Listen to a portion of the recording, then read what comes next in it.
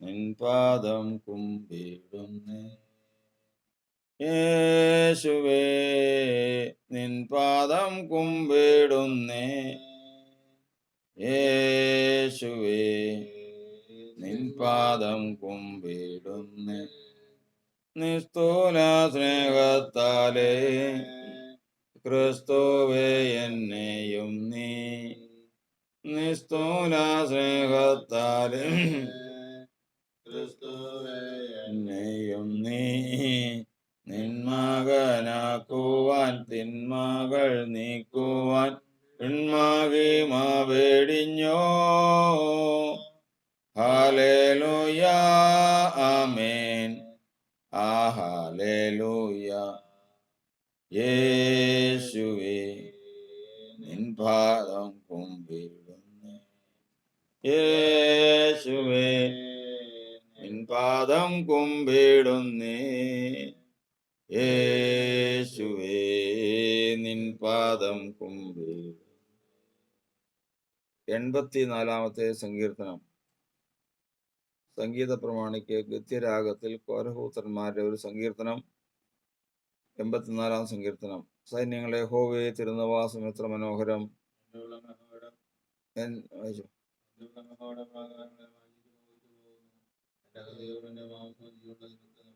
ഒരികിൽ ഒരു വീടും മീവൽ പക്ഷി കുഞ്ഞുങ്ങൾക്കൊരു കൂടും കണ്ടെത്തിയിരിക്കുന്നു.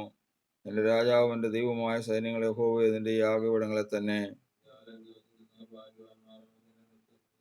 ബലം നിന്നിലുള്ള മനുഷ്യൻ ഭാഗ്യവാൻ. ഇങ്ങനെയുള്ളവരുടെ മനസ്സിൽ സിയോനിലേക്കുള്ള പരിപാടികൾ കൊണ്ട് മുൻമഴയാൽ അത് അനുഗ്രഹപൂർണമായി തീരുന്നു. അവർ മേൽക്ക് മേൽ ബലം പ്രാപിക്കുന്നു. എല്ലാവരും സിയോനിൽ ദൈവസന്നിധിയിൽ ചെന്നെത്തുന്നു. ഞങ്ങളുടെ പരിചയമായ ദൈവമേ നോക്കണമേ. നിന്റെ അഭിഷേകത്തിന്റെ മുഖത്തെ കടാക്ഷിക്കണമേ. ദുഷ്ടന്മാരുടെ കൂടാരങ്ങളിൽ പാർക്കുന്നതിനേക്കാൾ എന്റെ ദൈവത്തിന്റെ ആലയത്തിൽ വാതിൽ കാവൽക്കാരനായിരിക്കുന്ന എനിക്കേറെ ഇഷ്ടം. യഹോവയായ ദൈവം സൂര്യനും പരിചയമാകുന്നു. യഹോവ കൃപയും മഹത്വവും നൽകുന്നു. നേരോടെ നടക്കുന്നവർക്ക് അവരുടെ നന്മയും മുടക്കുകയില്ല. സൈന്യങ്ങളെ യഹോവയെ തിരുനിവാസത്തിൽ ആശ്രയിക്കുന്ന മനുഷ്യൻ ഭാഗ്യവാൻ. പരിശുദ്ധനായ ദൈവമേ, സ്വർഗസ്ഥ പിതാവേ, നല്ല സമയത്തിനായി ഞങ്ങൾ കർത്താവിനെ സ്തുതിക്കുന്നു. കൃപയാൽ ഞങ്ങളെ കർത്താവ് ഈ ദിവസം വരെയും പരിപാലിച്ചു കൊണ്ടുവന്നുവല്ലോ. ഞങ്ങൾക്ക് വേണ്ട നന്മകൾ, അനുഗ്രഹങ്ങൾ ആരാധനയിൽ കൂടി നോക്കി തരുവാൻ്റെ കർത്താവ് പ്രസാദിക്കുമാറാകണം. ഞങ്ങൾക്ക് വേണ്ട വിടുതൽ കർത്താവിൻ്റെ പക്കലാകുന്നുവല്ലോ. കർത്താവെ, സ്വർഗം ഞങ്ങൾക്ക് വേണ്ടി വലിയ പ്രവർത്തിക്കണമേ. ഇതിൽ സംബന്ധിക്കുന്ന ഏവരെയും കർത്താവ് അനുഗ്രഹിക്കണം. യേശുവിൻ നാമത്തിൽ തന്നെ നമുക്കിരിക്കാം.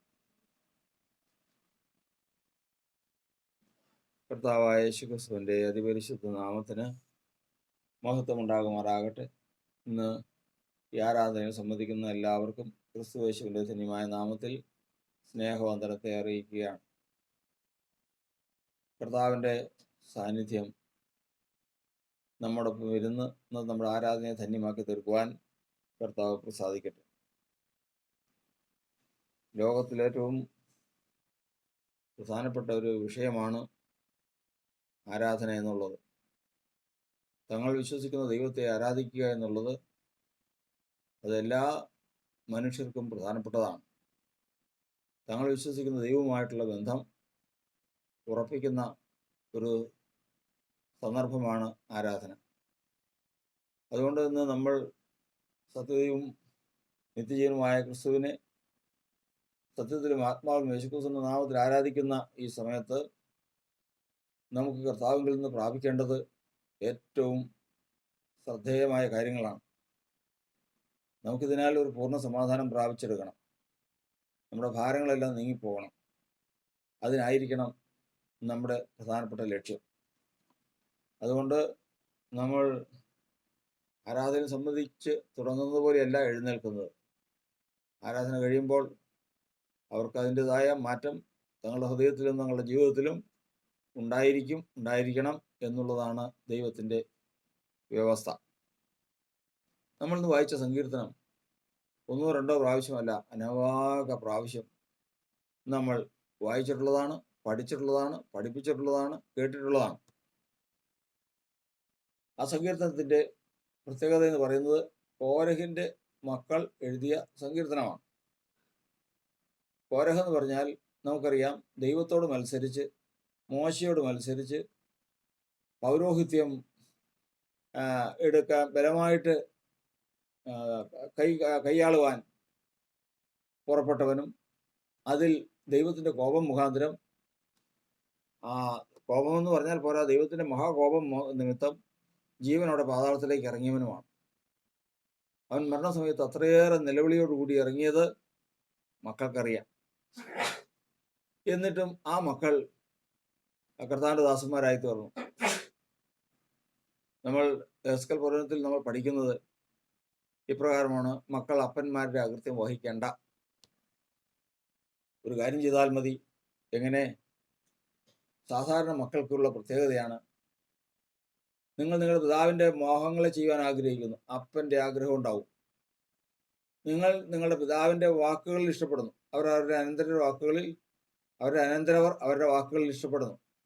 അപ്പം പറഞ്ഞ വാക്കുകൾ അനവധി പേര് അപ്പനുള്ള കാലത്ത് ഇങ്ങനെ പറയുമായിരുന്നു: അപ്പൻ്റെ വാക്കുകളിൽ ഇഷ്ടപ്പെടുന്നു.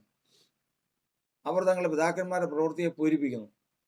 അപ്പം ചെയ്ത പ്രവൃത്തി തന്നെ മക്കളും ചെയ്യാൻ ഒരുങ്ങുന്നു, അത് പൂരിപ്പിക്കാൻ ഒരുങ്ങുന്നു. അപ്പോൾ 3 കാര്യങ്ങൾ എല്ലാം ഒരു മനുഷ്യർക്കല്ല, ലോകത്തിലുള്ള എല്ലാ മനുഷ്യർക്കും ബാധകമാണ്. അപ്പം ചെയ്യുന്ന പോലെ ചെയ്യാൻ താല്പര്യം, അപ്പം പറഞ്ഞതുപോലെ പറയാൻ താല്പര്യം, അപ്പൻ്റെ ആഗ്രഹം തന്നെ നിവർത്തിക്കാൻ താല്പര്യം, അത് തന്നെ ഹൃദയത്തിൽ ആഗ്രഹമായിട്ട് വരും. ഇത് മനുഷ്യവംശം കെട്ടിക്കിടക്കുന്ന വലിയൊരു കെട്ടാണ്. അതുകൊണ്ട് ഒരു കാരണവശാലും ഞങ്ങളുടെ പിതാക്കന്മാരെ വിട്ട് മാറില്ല എന്ന് പറയുന്നു. നല്ലത് തന്നെ, പിതാക്കന്മാർ പോയടുത്ത് തന്നെ പോവുള്ളൂ. ശരി, സമ്മതിച്ചു. പക്ഷേ ഒരു കാര്യം ചിന്തിക്കണ്ടേ? പിതാക്കന്മാർ ഏത് നിലയിലാണ് ജീവിച്ചത്, ഏത് നിലയിലേക്കാണ് പോയത്? അവർ ജീവിച്ചത് കാര്യങ്ങളും അവർ പോയ ഇടവും നല്ലതാണെങ്കിൽ കുഴപ്പമില്ല, അതിൽ തന്നെ പൊക്കോ. അങ്ങനെ പോയവരാണ് നമുക്ക് യിരെമ്യാപ്രവചനം 35 അധ്യായത്തിൽ കാണുന്ന രേഖാഭിഗ്രഹം. അപ്പം പോയ വഴിയെ തന്നെ പോവുള്ളൂ. പക്ഷെ അവർ ചെന്നെത്തിയത് സിയോനില്ല, കർത്താവിൻ്റെ അടുക്കലാണ്. പക്ഷേ അല്ലാത്തൊരു കൂട്ടമുണ്ട്. സങ്കീർത്തനത്തിൽ നമ്മൾ വായിക്കുന്നത് പ്രകാരമാണ്: അവർ തങ്ങളുടെ പിതാക്കന്മാരുടെ തലമുറയോട് ചേരും, ഒരു നാളും വെളിച്ചം കാണില്ല. അപ്പോൾ വെളിച്ചം കണ്ട തലമുറയുണ്ട്, വെളിച്ചം കാണാത്ത തലമുറയുണ്ട്. സ്വന്തം അപ്പനാന്ന് പറഞ്ഞിട്ട് കാര്യമില്ല, സ്വന്തം പിതാക്കന്മാരാന്ന് പറഞ്ഞിട്ട് കാര്യമൊന്നുമില്ല. അപ്പൻ പോയ വഴി വെളിച്ചം കണ്ടാണോ പോയത്, അതോ ഇപ്പോഴും വെളിച്ചം കാണുന്നുണ്ടോ, അതോ ഇപ്പോഴും നിലവിളിയിലാണോ എന്നുള്ളതൊന്ന് അന്വേഷിച്ചറിഞ്ഞാൽ മതി. അങ്ങനെ ചിന്തിക്കുന്നവനെ രക്ഷയിൽ നിൽക്കാൻ സാധിക്കും, ഇല്ലാത്തവർക്ക് ആർക്കും രക്ഷയിൽ നിൽക്കാൻ സാധിക്കില്ല. അതുകൊണ്ട് നമ്മൾ സുവിശേഷം പറയുമ്പോൾ തന്നെ അനേകർ പറയും, ഞങ്ങളുടെ പിതാക്കന്മാർ ഞങ്ങൾക്ക് കാണിച്ചു തന്ന വഴിയുണ്ട്, ഞങ്ങൾക്ക് പാരമ്പര്യമായിട്ട് നിൽക്കുന്ന മാർഗമുണ്ട്, ഞങ്ങൾക്ക് ദിവസം 7 നേരം പ്രാർത്ഥനയുണ്ട്, ഞങ്ങൾക്ക് ഇന്ന കാര്യങ്ങളെല്ലാം ഉണ്ട്, മഹത്തായിട്ടുള്ള കാര്യങ്ങളെല്ലാം പറയും. ശരി, ആയിക്കോട്ടെ. എന്നാൽ അവർ പോയത് വെളിച്ചത്തിലേക്കാണെങ്കിൽ അത് തന്നെ തുടരണം. പക്ഷെ കർത്താവ് അതിന് പറയുന്നത് അങ്ങനെയല്ല കാണുന്നത്. അവർ തങ്ങളുടെ പിതാക്കന്മാരുടെ തലമുറയോട് ചേരും, ഒരു നാളും വെളിച്ചം കാണില്ല. ഒരു നാളും വെളിച്ചം കാണാത്തൊരവസ്ഥയിലേക്ക് വരുമ്പോൾ പിന്നെ പറഞ്ഞിട്ട് കാര്യമുണ്ടോ? അത് ദുഷ്ടത കൊണ്ടാണ്. അതുകൊണ്ടാണ് വചനം പറയുന്നത്, ദുഷ്ടന്മാർ ലജ്ജിച്ച് പാതാളത്തിൽ മൗനമായിരിക്കും. നാണം കൊണ്ട് പാതാളത്തിൽ മൗനമായിരിക്കുക. എന്തുകൊണ്ടാണ് നാണമെന്നും എന്തുകൊണ്ടാണ് മൗനമെന്നും ഒക്കെ നമ്മൾ ചിന്തിച്ചിട്ടുണ്ട്. നമുക്ക് ഇനി നേരം കിട്ടുമ്പോൾ വിശദമായിട്ട് ചിന്തിക്കാം. എന്നാൽ മറ്റൊരു തലമുറ എങ്ങനെ? ദൈവം മോശമുഖാന്തരം കൊടുത്ത ന്യായപ്രമാണം, അത് തങ്ങളുടെ പിതാക്കന്മാർക്ക് ലഭിച്ചത് പള്ളി തെറ്റാതെ അങ്ങനെ തന്നെ ആചരിച്ചു കൊണ്ടുപോരുന്ന രേഖാഭിഗ്രഹം എന്ന് പറയുന്ന ഒരു കൂട്ടം. അവര് അതുവഴി തന്നെ ജീവിച്ചു. ഞങ്ങളുടെ പിതാക്കന്മാർ പോയ വഴി തന്നെ പോകുള്ളൂ. ദൈവം പറഞ്ഞു, വേറെ ആരുമല്ല, ദൈവം തൻ്റെ വിശ്വസ്ത പ്രവാചകനായ യിരെമ്യാവ് മുഖാന്തരം പറഞ്ഞു, നിങ്ങൾ വീഞ്ഞു കുടിക്ക്, നിങ്ങൾ ആലയത്തിൽ കൊണ്ടുവന്ന് വീഞ്ഞു കുടിക്ക്, മുന്തിരി നട് മുതലായിട്ടുള്ള കാര്യങ്ങളെല്ലാം പറഞ്ഞപ്പോൾ ഞങ്ങൾ ചെയ്യില്ല. കാരണം ഞങ്ങൾക്കൊരു പ്രമാണം സർവശക്തനായ ദൈവം മോശ മുഖാന്തരം ന്യായപ്രമാണം വഴി ഞങ്ങൾ പിതാക്കന്മാരോട് അരുളി ചെയ്തത് ഞങ്ങളോട് പറഞ്ഞിട്ടുണ്ട്. ആ പ്രമാണം വിട്ടിട്ട് ഞങ്ങൾ പോവില്ല എന്ന് പറയുന്നത് പ്രവാചകൻ യിരെമ്യാവാണ്. ശരി, സമ്മതിച്ചു, വിശ്വസ്തനാണ്. ഞങ്ങൾക്ക് യിരെമ്യാവിന് ഇത് കിട്ടിയത് ദൈവത്തിൽ നിന്നാണ്. അതും ശരി, സമ്മതിച്ചു. പക്ഷെ ഞങ്ങൾ ചെയ്യില്ല. കർത്താവിന്റെ സ്തോത്രം. ദൈവത്തിന്റെ വചനം അവരെവിടെ എത്തി? അവർ ചെയ്യില്ല എന്ന് ഉറപ്പായപ്പോ ദൈവം ഇവരെ ശോധന ചെയ്തതാ. ഇവര് പറയുമെന്നറിയാൻ വേണ്ടി പരീക്ഷിച്ച് ശോധന ചെയ്തതാ. ഇത് ഇവർ ചെയ്യുകയില്ല എന്ന് കണ്ടപ്പോഴേക്കും ദൈവം പറഞ്ഞു, കണ്ടോ അവർ ചെയ്ത് കണ്ടോ? ഇസ്രായേൽ ജനത്തോട് മുഴുവൻ പറഞ്ഞു, നിങ്ങൾ നോക്ക്, രേഖാബ്യ ഗ്രഹം ചെയ്തു നോക്ക്. ഞാൻ എൻ്റെ ദാസനായ യിരെമ്യാവ് മുഖാന്തരം അരുളി ചെയ്ത വാക്ക് പോലും അവർ നിരസിച്ചതിന് ശേഷം അവർ പിതാക്കന്മാർക്ക് ഞാൻ കൊടുത്ത വചനം അവർ നിവർത്തിക്കുന്നു. അവർക്ക് ഓർത്തുകൊള്ളുക, ദാവീദിന്റെ സന്തതിയിൽ ആ ദൈവ ഒരു സന്തതി അവർക്കില്ലാതെ വരില്ല. അവകാശമുള്ള ഒരു സന്തതി അവർക്കില്ലാതെ വരില്ല. ദൈവം ഒരു നിത്യ അനുഗ്രഹം അവർക്ക് കൊടുത്തു. ഇന്നും വ്യവസ്ഥ നോക്കിക്കഴിഞ്ഞാൽ, പരിശോധിച്ചു കഴിഞ്ഞാൽ രേഖാവിന്റെ മക്കള് ഇന്ന് ഇസ്രായേലിലുണ്ടാവും, ഉറപ്പാണ്. ഇനി ഏത് മഹായുദ്ധം വന്ന് ഇസ്രായേൽ മുഴുവൻ നശിച്ചു പോയെന്നിരിക്കട്ടെ, പക്ഷേ കർത്താവിന്റെ വചനത്തിന് മാറ്റമില്ല, രേഖാബി മക്കളുണ്ടാവും. എന്നാൽ മറ്റൊരു കൂട്ടം എന്ന് പറയുന്നത് നമ്മൾ സങ്കീർത്തനത്തിൽ വായിച്ചതുപോലെ ഒരിക്കലും വെളിച്ചം കാണാത്ത തലമുറയിലേക്ക് പോയിക്കൊണ്ടിരിക്കും. ഇവിടെയാണ് കോരഹിന്റെ മക്കൾക്ക് ലഭിച്ച ഭാഗ്യം. ഇവിടെയാണ് കോരഹിന്റെ മക്കൾ ആരാന്നറിയുന്നത്. കോരഹിന്റെ മക്കള് ഞാൻ എൻ്റെ അപ്പന്റെ വഴിക്ക് പോകൂ എന്ന് പറഞ്ഞിരുന്നെങ്കിൽ നേരെ തീയിൽ പോയി, നേരെ ഭൂമിയുടെ അധോഭാഗങ്ങളിലേക്ക് പോയി, നിലവിളിയോടുകൂടി പാതാളത്തിലേക്ക് ഇറങ്ങി ഒരു നാളും വെളിച്ചം കാണാത്ത നിലയിൽ ആയി പോകുമായിരുന്നു. എന്നാൽ സംഭവിച്ചത് മറ്റൊന്നാണ്. അപ്പന്റെ വഴി ദൈവത്തിന്റെ വഴിയല്ല. ദൈവം തിരഞ്ഞെടുത്ത് മാനവരാശിയുടെ രക്ഷയ്ക്ക് വേണ്ടി ഏൽപ്പിച്ചു തന്ന വഴിയല്ല അപ്പന്റെ വഴി എന്ന് സൂക്ഷ്മമായി കണ്ടപ്പോൾ അവര് മാറിയതിനു ശേഷം എന്ത് ചെയ്തെന്നറിയാമോ? മാറിയതിനു ശേഷം ദൈവത്തിൽ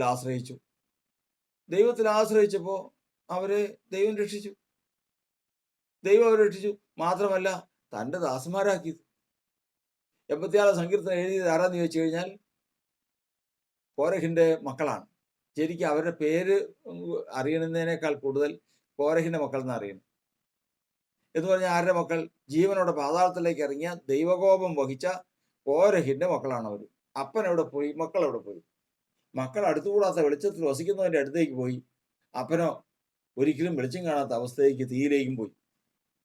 ഇതാണ് ദൈവത്തിന്റെ സന്നിധിയിൽ ഒരു ദൈവത്തിന്റെ ഭക്തൻ ഇന്നല്ല എന്നും ചിന്തിച്ചിരിക്കേണ്ടതും പഠിച്ചിരിക്കേണ്ടതുമായ വിഷയം. ഇവിടെ നമ്മൾ കേൾക്കുന്നത്, നമ്മൾ വായിച്ചു കേട്ടത് അവർ പറയുന്നത് പ്രകാരമാണ്. 86 സങ്കീർത്തനം 1-ാം വാക്യം നമുക്ക് എല്ലാവർക്കും അറിയാം. സൈന്യങ്ങളെ യഹോവയെ തിരുനിവാസം എത്ര മനോഹരം! തിരുനിവാസം മനോഹരം. അവിടെയാണ് അടുത്ത ഭാഗം. തിരുനിവാസം മനോഹരമാണ്. തിരുനിവാസത്തിന് എന്ത് മനോഹരം, എന്ത് മനോഹാരിത! എന്താ തിരുനിവാസം? ദൈവത്തിന്റെ മന്ദിരം എന്ന് പറയുന്നത് വേദപുസ്തകത്തിൽ ഏതൊക്കെയാണ്? നമ്മൾ പഠിക്കുന്നുണ്ട്. ആദാം ദൈവത്തിന്റെ മന്ദിരമായിരുന്നു. ദൈവത്തിന്റെ പുത്രൻ എന്ന് പറഞ്ഞാൽ ദൈവത്തിന്റെ മന്ദിരം തന്നെയാണ്. ആദാം ദൈവത്തിന്റെ മന്ദിരമായിരുന്നു. അതിനുശേഷം പിന്നെ ദൈവത്തിന്റെ മന്ദിരം എന്ന് പറയുന്നത് സമാഗമന കൂടാരമാണ്. സമാഗമന കൂടാരം കഴിഞ്ഞാൽ പിന്നെ കാണുന്നത് യെരൂശലേം ദേവാലയമാണ്. യെരൂശലേം ദേവാലയം കഴിഞ്ഞാൽ പിന്നെ കാണുന്നത് സാക്ഷാൽ ദൈവത്തിന്റെ മന്ദിരമായ ക്രിസ്തുയേശുവാണ്. കർത്താവ് പറഞ്ഞു, ഈ മന്ദിരം പൊളിപ്പീൻ, ഞാൻ 3 ദിവസം കൊണ്ട് അതിനെ പണിയും എന്ന് പറഞ്ഞപ്പോൾ കൂടെ വന്നവർ ചോദിച്ചു, 46 വർഷങ്ങൾക്ക് മുമ്പുണ്ടോ ഇത് പണിത്, നീ 3 ദിവസം കൊണ്ട് ഇത് പണിയെന്ന് ചോദിച്ചപ്പോൾ അത് യേശുവോ തൻ്റെ ശരീരം എന്ന മന്ദിരത്തെക്കുറിച്ച് അത്രേ പറഞ്ഞത്. അങ്ങനെ യേശു മന്ദിരമായി. തുടർന്ന് അടുത്ത മന്ദിരമാണ് ജീവനുള്ള ദൈവത്തിന്റെ മന്ദിരമാകുന്ന ദൈവത്തിന്റെ സഭ എന്ന് എഴുതിയിരിക്കുന്നു. ഇന്ന് സഭയാണ് മന്ദിരം. അപ്പോൾ ഇപ്പൊ 5-ാമത്തെ മന്ദിരമാണ്. 1 ആദാം, 2 സമാഗമനകൂടാരം, 3 യെരൂശലേം ദേവാലയം, 4-ാമത്തത് യേശുക്രിസ്തു, 5-ാമത്തത് സഭ. ഇതൊക്കെയാണ് ദൈവത്തിന്റെ മന്ദിരമായിട്ട് വേദപുസ്തകത്തിൽ നമുക്ക് കാണുന്നത്. ഇതിലെന്ത് മനോഹാരിത! കർത്താവിന്റെ സ്തോത്രം. പ്രത്യേകിച്ച് യെരൂശലേം നമ്മുടെ സമാഗമനകൂടാരത്തിലേക്ക് നോക്കിക്കഴിഞ്ഞാൽ അതിനൊരു മനോഹാരിതയുണ്ടോ? ഇനി യേശുവിനെ നോക്കിക്കഴിഞ്ഞാൽ അതിന് മനോഹാരിതയുണ്ടോ? കാരണം അവനെ കാണുന്നവർ മുഖം മറച്ചു കളയത്തക്കോണം അവൻ നിന്ദിതനായിരുന്നു. അവന് രൂപഗുണമില്ല, കോമളത്വമില്ല, കണ്ടാൽ ആഗ്രഹിക്കത്തക്ക സൗന്ദര്യവുമില്ല. അവൻ മനുഷ്യരാൽ നിന്ദിക്കപ്പെട്ടും ത്യജിക്കപ്പെട്ടും വ്യസനപാത്രമായും രോഗം ശീലിച്ചവനായി വരുന്നു. അവൻ ഈ പറഞ്ഞ സൗന്ദര്യമൊന്നും ഉണ്ടായിരുന്നില്ല. പിന്നെ എന്താണ് ഈ സൗന്ദര്യത്തിന്റെ കാരണം? അവിടെയാണ് ഇന്ന് നമ്മൾ മനസ്സിലാക്കേണ്ട ഒരു വിഷയം. അതായത് ദൈവം ഏദൻ തോട്ടത്തിൽ മനുഷ്യനെ സൃഷ്ടിച്ചാക്കിയതിനു ശേഷം കർത്താവ് പറഞ്ഞു, ഈ തോട്ടത്തിലുള്ള സകല വൃക്ഷത്തിന്റെയും ഫലം നിങ്ങൾക്ക് തിന്നാം. പക്ഷേ തോട്ടത്തിന്റെ നടുവിൽ ഒരു വൃക്ഷം നിൽക്കുന്നുണ്ട്.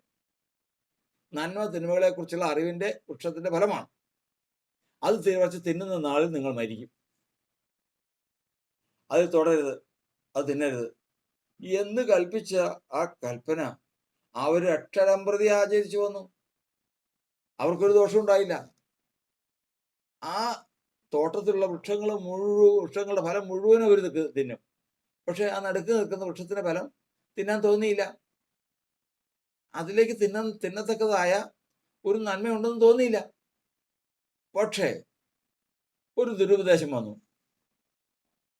എതിരാളിയായ സാത്താൻ വന്ന പഴയ പാമ്പ് ഹവ്വയോട് പറഞ്ഞു, സാക്ഷാൽ യഥാർത്ഥത്തിൽ ഈ തോട്ടത്തിലെ വൃക്ഷത്തിന്റെ ഫലം തിന്നരുതെന്ന് കൽപ്പിച്ചിട്ടുണ്ടോ? ഹവ്വ പറഞ്ഞു, അങ്ങനെയല്ല, തിന്നാം. പക്ഷെ ഒരു വൃക്ഷത്തിന്റെ ഫലം മാത്രം തിന്നരുതെന്ന് കൽപ്പിച്ചിട്ടുണ്ട്, തൊടുകരുതെന്ന് കൽപ്പിച്ചിട്ടുണ്ട്. അങ്ങനെയല്ല, നിങ്ങൾ മരിക്കില്ല. മരിക്കുന്നില്ലേ പറഞ്ഞേ? മരിക്കുകയൊന്നുമില്ല. തിന്നുന്ന നാളിൽ തിന്നുമ്പോ തന്നെ ദൈവത്തെ പോലെയാവും. അത് ദൈവത്തിനറിയാം. അതാണ് ഇതിന്റെ കാര്യം. ഹവ്വ നോക്കി, ഹവ്വ ചിന്തിച്ചു, വചനം കേട്ടു, വിശ്വസിച്ചോടുകൂടി ആ ഫലത്തിലേക്കൊന്ന് നോക്കി. ഇന്ന് വരെയും കാണാത്ത ഭംഗി. അത് കാണാൻ ഭംഗിയുള്ളത്, അത് പറിച്ച് തിന്നാൻ ഒരാഗ്രഹം, തിന്നാൻ നല്ലതാണെന്ന് തോന്നുന്നത്, നല്ലത്. അതുപോലെ തന്നെ അറിവ് കൊണ്ടാകാൻ ജ്ഞാനം പ്രാപിപ്പാൻ കാമ്യമാണ്. ഈ മൂന്ന് കാര്യങ്ങൾ ഹവ്വ ഒരൊറ്റ നോട്ടത്തിന് കാണുകയാണ്. ഇന്ന് വരെയും കാണാത്ത കാഴ്ചയ്ക്ക് ആധാരം എന്ന് പറയുന്നത് എന്താണ്? ഉപദേശം. ഏതുപദേശം? ശത്രുവിന്റെ ഉപദേശം, ദൈവത്തിന്റെ എതിരാളിയുടെ ഉപദേശം. ആ ഉപദേശം അവളുടെ കണ്ണുകളെ മാറ്റി. കർത്താവിന്റെ വചനം പറയുന്നത് ഈ കാഴ്ചപ്പാട് മാറാതെ ദൈവത്തിന്റെ മന്ദിരത്തിന്റെ സൗന്ദര്യം കാണാൻ ഒരു മനുഷ്യർക്കും സാധിക്കില്ല. ഈ കാഴ്ചപ്പാട് മാറണം. എങ്ങനെ മാറും? 19-ാം സങ്കീർത്തനത്തിന്റെ 8-ാം വാക്യത്തിൽ എഴുതിയിരിക്കുന്നത്, യഹോവയുടെ കൽപ്പന നിർമ്മലമായത്, അത് കണ്ണുകളെ പ്രകാശിപ്പിക്കും. ദൈവത്തിന്റെ കൽപ്പന, ദൈവത്തിന്റെ വചനം ഒരാൾക്ക് വന്നു കഴിഞ്ഞാൽ, ഒരു കൽപ്പന വന്നു കഴിഞ്ഞാൽ, ആ കൽപ്പന ഒരാൾ വിശ്വസിച്ചു കഴിഞ്ഞാൽ കണ്ണിന് പ്രകാശം മാറും, കണ്ണ് മാറും. എങ്ങനെ? അത് കണ്ണുകളെ പ്രകാശിപ്പിക്കുന്നു. നോക്കുമ്പോ ഈ ലോകത്തിന്റെ വ്യർത്ഥതയും ദൈവം ശില്പിയായി നിർമ്മിച്ചിട്ടുള്ളതും അടിസ്ഥാനമുള്ളതുമായ ആ പട്ടണത്തെ കാണും. നിത്യമായത് ഒറ്റ കാര്യം മാത്രമേ ഉള്ളൂ. ജ്ഞാനത്തിന്റെയും സത്യത്തിന്റെയും സ്വരൂപം ന്യായപ്രമാണത്തിലുണ്ട്. ന്യായപ്രമാണത്തിലുള്ള നന്മയിലേക്ക് നോക്കി, സ്വാതന്ത്ര്യത്തെ തികഞ്ഞ ന്യായപ്രമാണത്തിൽ ഉറ്റുനോക്കി, ഒരു മനുഷ്യൻ തന്റെ സ്വാഭാവിക മുഖം കണ്ണാടിയിൽ നോക്കുന്നത് പോലെ ദൈവത്തിന്റെ വചനം കേട്ട് അത് വിശ്വസിച്ചപ്പോൾ കണ്ണാടി പോലെ അതിനകത്ത് എന്തൊക്കെ കണ്ടു? അതിനകത്ത് നീതിമാനായ ഒരു മനുഷ്യൻ ക്രിസ്തുവിനെ കണ്ടു, തൻ്റെ രൂപവും കണ്ടു, ക്രിസ്തുവിൽ നിന്ന് തനിക്കുള്ള അകൽച്ചയും കണ്ടു, കുറവുകളെ കണ്ടു. അത് പരിഹരിക്കണം. അപ്പൊ അവിടെ നിന്ന് നമ്മൾ പഠിക്കുന്നത്, കണ്ണുകൾ പ്രകാശിച്ചു. കണ്ണ് പ്രകാശിച്ചെങ്കിൽ ഹവ്വയുടെ കണ്ണും പ്രകാശിച്ചതാ. എങ്ങനെ ഹവ്വയുടെ കണ്ണ് പ്രകാശിച്ചത്? എടാ, ആ വൃക്ഷഫലം ഇത്രയും കാലം തിന്നില്ല, അത് തിന്നാൻ നല്ലതാ, കാണാൻ ഭംഗിയുള്ളതാ, ജ്ഞാനം പ്രാപിപ്പാൻ കാമ്യമാ എന്ന് കണ്ട പ്രകാശമല്ല.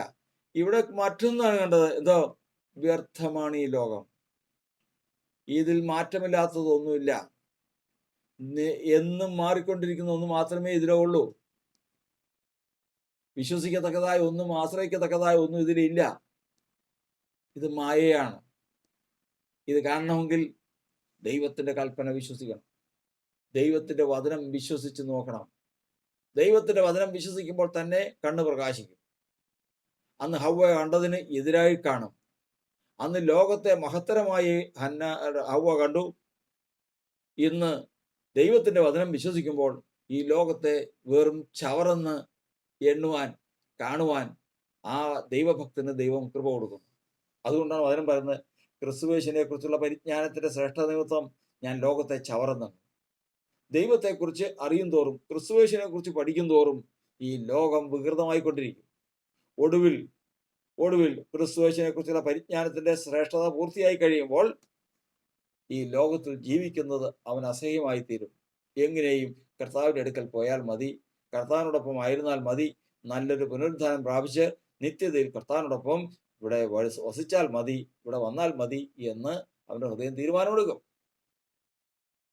ആദ്യമേ തന്നെ മനുഷ്യവംശം തെറ്റിക്കിടക്കുന്ന അവിടെയാണ്. ദൈവത്തിന്റെ വചനം വിശ്വസിക്കാതെ, ദൈവത്തിന്റെ വചനം പ്രാപിക്കാതെ അനവധി കാര്യങ്ങളെല്ലാം ഉണ്ട് താൻ. എങ്ങനെ? ഒരു പ്രാർത്ഥനയ്ക്കോ ഒരു യോഗത്തിനോ ഒരു ധ്യാനത്തിനോ ഒക്കെ പോയി കഴിയുമ്പോഴേക്കും അവിടെ നടക്കുന്ന കാര്യങ്ങൾ കർത്താവ് യേശുവേ എന്ന് വിളിച്ച് എല്ലാവരും വിളിക്കാൻ പറയും. എല്ലാവരും വിളിക്കും. ദൈവം രോഗസൗഖ്യം കൊടുക്കും, കടബാധ്യതകൾ തീർത്തു കൊടുക്കും, ഞെരുക്കങ്ങൾ തീർത്തു കൊടുക്കും, ഭാരം തീർത്തു കൊടുക്കും, വേദനകൾ തീർത്തു കൊടുക്കും, കേസുകൾ തീർത്തു കൊടുക്കും. ഇതെല്ലാം തീർത്തു കൊടുക്കും. സന്തോഷമായിട്ട് അവർ വീട്ടിലേക്ക് മടങ്ങി. ഞാൻ ദൈവത്തെ കണ്ടു. എന്ത് കണ്ടു? കർത്താവ് പറഞ്ഞ പോലെ നിങ്ങൾ അപ്പം തിന്ന് തൃപ്തരായതുകൊണ്ടല്ലേ? അപ്പം തിന്ന് തൃപ്തരായതുകൊണ്ടല്ലേ? അതെ. അല്ലാതെ ഒന്നുമല്ല. നിങ്ങൾ അത്ഭുതം കണ്ടതുകൊണ്ടല്ലേ? അതെ. ഇല്ലെങ്കിലോ? നിൽക്കില്ലായിരുന്നു. അതിനാണ് ഒരു ടെസ്റ്റ്, ഒരു ഇടയ്ക്കിടയ്ക്ക് ഇതിനൊരു പരിശോധനയുണ്ട്. ഇടയ്ക്കിടയ്ക്ക് പരിശോധന. ഒടുവിൽ കർത്താവ് തൻ്റെ ശിഷ്യന്മാർ എല്ലാവരും തന്നെ വിട്ടു പോയപ്പോൾ ശിഷ്യന്മാരോട് ചോദിച്ചു, നിങ്ങൾക്ക് വിട്ടു പോകാൻ മനസ്സുണ്ടോ? ഒക്കോ? അപ്പോൾ പത്രോസ് പറഞ്ഞു, കർത്താവേ, അങ്ങനെയല്ല. നീ അത്ഭുതം ചെയ്തെന്നല്ല, നീ അടയാളങ്ങൾ ചെയ്തെന്നല്ല, എൻ്റെ കടം വീട്ടിയെന്നല്ല, എൻ്റെ രോഗം മാറ്റിയെന്നല്ല, എൻ്റെ അമ്മേനെ സൗഖ്യമാക്കിയെന്നല്ല, പിന്നെയോ നിത്യജീവന്റെ വഴികൾ, നിത്യജീവന്റെ വചനങ്ങൾ നിന്നിലുണ്ട്. ഞങ്ങൾ പിടിച്ചിരിക്കുന്നത് അവിടെയാണ്. ഇതിലൊരൊറ്റ കാര്യത്തിൽ പിടിക്കാത്തവനൊന്നും ഇതിൽ നിലനിൽക്കില്ല. ഈ വചനത്തിൽ നിലനിൽക്കാത്തവൻ, വചനത്തിൽ ആശ്രയിക്കാത്തവൻ, വചനത്തിൽ വിശ്വസിക്കാത്തവൻ, വചനത്തിലുള്ള വിശ്വാസത്താൽ കണ്ണ് പ്രകാശിക്കാത്ത ഒരുത്തിനും ഇതിൽ നിൽക്കില്ല. അനുസരിക്കുകയോ ഇല്ല. വചനം കേട്ട് വിശ്വസിക്കണം. ഏറ്റവും ആദ്യം തന്നെ കൽപ്പന കേട്ട് വിശ്വസിക്കണം. അതിനാൽ കണ്ണ് തെളിയണം. അങ്ങനെ കണ്ണ് തെളിഞ്ഞവൻ അനുസരിക്കാതിരിക്കില്ല. ശൗൽ അനുസരണക്കേട് കാണിച്ചെങ്കിൽ, ഇസ്രായേലിലെ ആദ്യത്തെ രാജാവായ ശൗല് ദൈവത്തോട് അനുസരണക്കേട് കാണിച്ചെങ്കിൽ, ദൈവം കൽപ്പിച്ച കൽപ്പന അവൻ വിശ്വസിച്ചില്ലെന്നർത്ഥം. ദൈവം കൽപ്പിച്ച കൽപ്പന വിശ്വസിച്ച് അവന്റെ കണ്ണ് പ്രകാശിച്ചിരുന്നെങ്കിൽ നിശ്ചയമായിട്ടും അത് അനുസരിക്കുമായിരുന്നു. ആ കണ്ണ് പ്രകാശിച്ചിട്ടില്ല. ഇത് തന്നെയാണ് ഇന്ന് സകല മാനവരാശിയും തെറ്റിക്കിടക്കുന്നത്. പ്രത്യേകിച്ച് വിശ്വാസികളിൽ ദൈവത്തിന്റെ വചനത്തെ യഥാർത്ഥമായിട്ട് ഗ്രഹിക്കുകയോ അതിനാൽ അവർക്ക് ജീവൻ പ്രാപിക്കുകയോ അതിനാൽ അവരുടെ കണ്ണുകൾ പ്രകാശിക്കുകയോ ചെയ്തിട്ടില്ല. അങ്ങനെ ചെയ്തിരുന്നെങ്കിൽ നിശ്ചയം ലോകത്തിലേക്ക് അവർ ആശ്രയം വയ്ക്കില്ല, മനുഷ്യനിൽ ആശ്രയം വയ്ക്കില്ല, പ്രഭുക്കന്മാരിൽ ആശ്രയം വയ്ക്കില്ല. അവർ ദൈവത്തിൽ മാത്രം ആശ്രയം വയ്ക്കത്തക്കവണ്ണം അവരുടെ കണ്ണുകൾ തുറന്ന് അവർ പറയും, സൈന്യങ്ങളുടെ ദൈവമേ, തിരുനിവാസം തന്നെ മനോഹരം. അപ്പുറത്ത് നമ്മൾ ഇപ്പോൾ ഈ കാലത്ത് കേട്ടിട്ടുള്ളത് പോലെ ബുർജ് ഖലീഫ നിൽക്കുന്നു. ചൈനയിലെ ടവറുകൾ ഓരോന്നോരോന്നായി നമ്മൾ കാണുന്നത് ചെറിയ കാര്യമൊന്നുമല്ല, മഹത്തായിട്ടുള്ള കാര്യങ്ങൾ തന്നെയാണ്.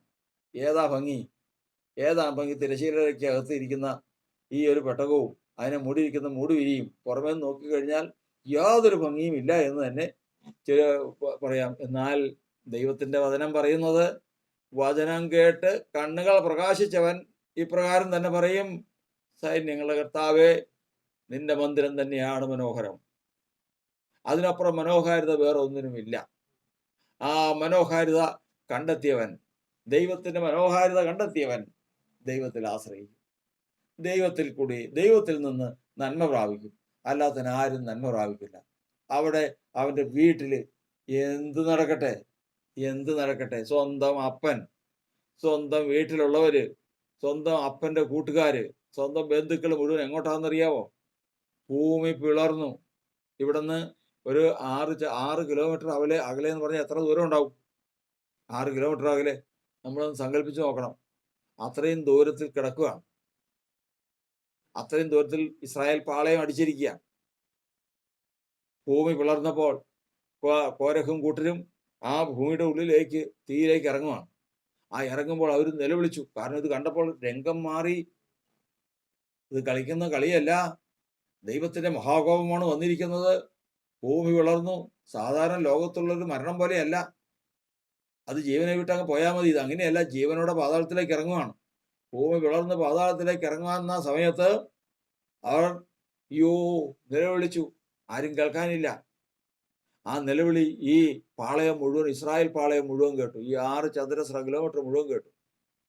അത്ര വലിയ ഒരു നിലവിളി അവിടെ നടന്നുകൊണ്ടിരിക്കുക. അത് നോക്കുമോ? അത് നോക്കിയതിന് ശേഷം ആ സമയത്താണോ സൗന്ദര്യം കാണാൻ, ആ സമയത്താണോ ഒരാൾ സൗന്ദര്യം കാണുന്നത്? ഇത് കണ്ടിട്ടാണോ ലോക സൗന്ദര്യം? ഇപ്പൊ പ്രകൃതി ഭംഗി ആസ്വദിക്കണേ. ഇത്രയും വലിയൊരു കാര്യം വീട്ടിൽ അത്യാഹിതമായിട്ട് നടക്കുമ്പോഴാണോ പ്രകൃതി സൗന്ദര്യം ആഗ്രഹിക്കുന്നത്? അല്ലെങ്കിൽ ദൈവത്തിന്റെ ആലയത്തിന്റെ മനോഹരം എന്ത് നല്ല കെട്ടിട, എന്ത് നല്ല മൂടുവിരിയ, എന്ത് നല്ല വിളക്ക, ഇതൊക്കെ പറയുന്നത് ഈ സമയത്താണോ?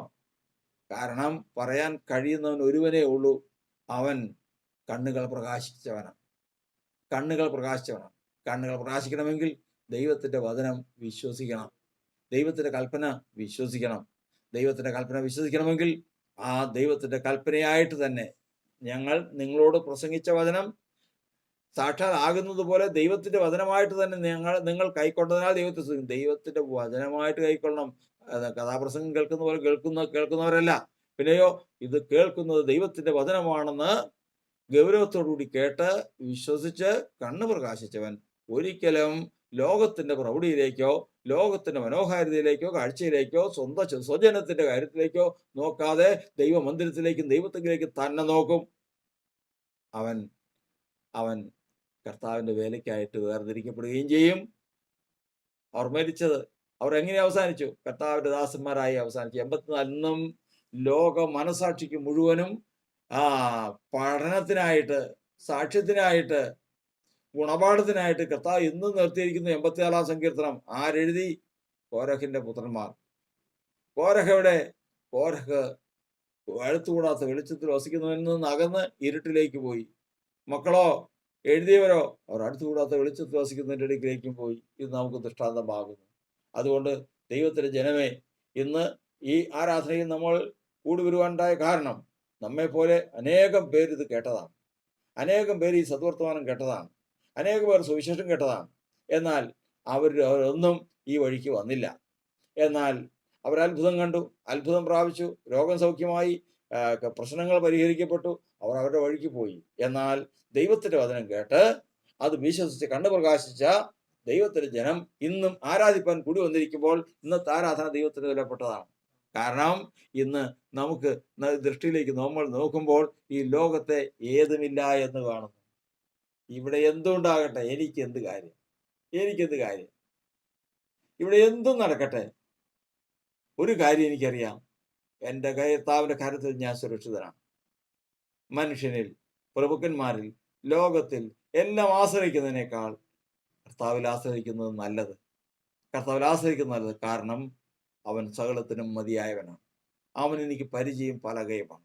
കർത്താവിന്റെ സന്നിധിയിൽ ഇന്ന് നമ്മുടെ ആരാധന ദൈവം പ്രസാദിക്കത്തക്കവണ്ണം നമ്മുടെ കണ്ണുകൾ പ്രകാശിച്ച് ലോകത്തെ ചവറുന്നണ്ണി ദൈവ മന്ദിരത്തെ തന്നെ ഏറ്റവും ശ്രേഷ്ഠമായി കണ്ട് കർത്താവിനെ ആരാധിപ്പാൻ കർത്താവിന്റെ ആത്മാവ് നമ്മെ സഹായിക്കുമാറാകട്ടെ. ഹമനോഹരം യാഹേ നിന്റെ ആലയം, എന്തോരാനന്ദം തവ പ്രാകാരങ്ങളിൽ.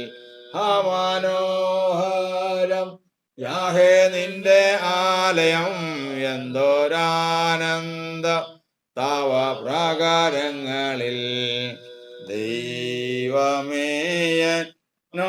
നിറയുന്നു ഹല്ലേലൂയ പാടും ഞാൻ. ദൈവമേയുള്ള നിറയുന്നു ഹല്ലേലൂയ പാടും ഞാൻ. ദൈവം നല്ലവൻ, എല്ലാവർക്കും വല്ലഭൻ, തന്മക്കൾക്ക് എന്നും പരിചയായി. ദൈവം നല്ലവൻ, എല്ലാവർക്കും വല്ലഭൻ, തന്മക്കൾക്ക് എന്നും പരിചയായി. നന്മയൊന്നും മുടക്കുകയില്ല. നേരായി നടപ്പവർക്ക് നന്മയൊന്നും മുടക്കുകയില്ല. നേരായി നടപ്പവർക്ക്